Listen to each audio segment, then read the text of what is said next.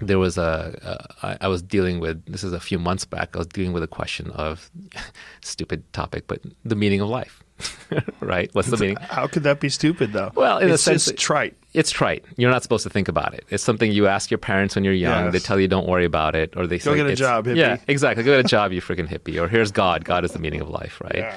And so I was just trying to resolve for myself, like, what could the answer be? Right? Not what is the answer, but what could the answer be? And so at a core level, I was forced to kind of hunt down all these weird little things and really understand for myself. And it's got to be personal, right? But I have to establish for myself what it could and could not be. And that gave me some level of peace.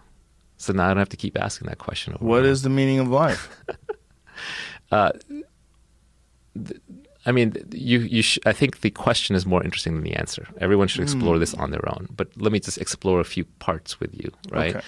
So first is, if I gave you an answer, if I said the meaning of life is to please God, well, which God? Okay, Judeo-Christian God. Well, okay, why that one? Why this thing?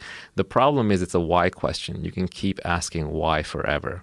Right? Any answer I give you, you'll just ask why again, why again, Like why a little again. kid. That's right.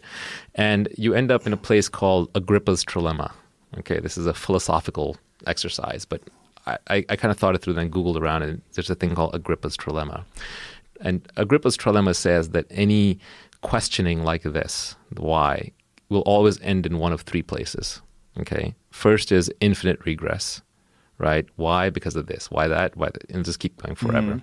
The second is circular reasoning. Well, A. Why A? Because of B. Well, why B? Because of A. Right? You get trapped in that. Or the third is an axiom. And the most popular axiom is God. But it could be anything because of math, because of science, because of the Big Bang, because of simulation. Right? These are all axioms. These are all just stopping points. Saying simulation, we're in a simulation, or saying it's the Big Bang is just another way of saying God. It's just God's a dirty word, so we don't use it as much anymore, but same thing. So you end up in one of these three dead ends, essentially, right? So there is no answer. The real answer is because. Right? What is the meaning of life? Yeah, Because. you get to make up your own answer is the beauty. If there was a single answer, we would not be free. We would be trapped. Because then we would all have to live to that answer. Then we'd be Borg-like robots, each one competing with each other to fulfill that single meaning more than the others. Back to signaling, like I'm better at it than you are. But luckily, there is no answer. So you just do whatever you want. The meaning of life. It's funny that's the basis of all existential angst, that you don't know why you're here. and you have this feeling that it could be meaningless.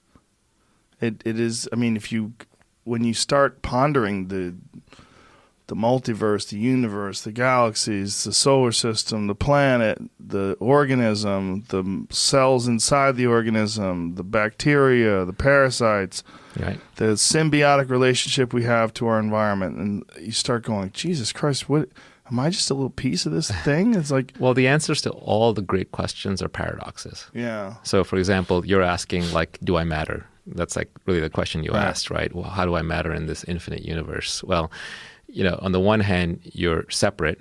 No 2 points are the same. Every 2 points are infinitely different. You're completely separated. No one will have your thoughts, your emotions, your feelings, your experience. So your life is a single player game. You're trapped inside your head and you're just aware of a bunch of things going on, and that's it.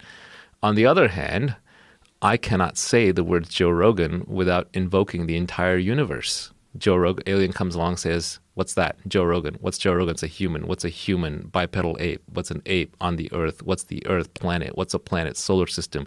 Where was the carbon made? Inside stars, right? It's like I have to create the entire universe to just say the words Joe Rogan.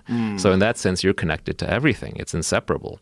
So the answer to that question of do I matter is I am nothing and I am everything. And you'll find this with all the great questions. The answers are all paradoxes, which is why at some level it's sort of pointless to pursue them, to find a trite answer like I'm giving. But the act of pursuing them is actually really useful, because then it gives you certain intrinsic understanding in your life that brings a level of peace.